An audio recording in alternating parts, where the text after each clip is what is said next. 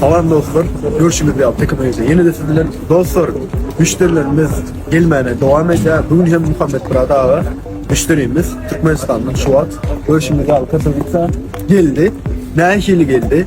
Nahil derecede geldi. Dostlar öğrenelim. Hoş geldiniz. Hoş bulduk. Salam ediyoruz dostlar. Avrupa'nın oğudan, yüzünün oğudan şekerine Katowice'da işlemek arduğunda bağ olsa, şu arduğun katil ediyen takımı biz iş yerlerinin hemmetine yüz bilirsiniz. Anlamını öderler. Benim şunun kömöğüyle Katowice şekerini işlemeye geldim. Nesi ödenen işe başlayan, hemmetine sağ olsun Tanrı'ya satmayacağım. Allah'tan işlerine üstünlük dileyen. Sağ olun.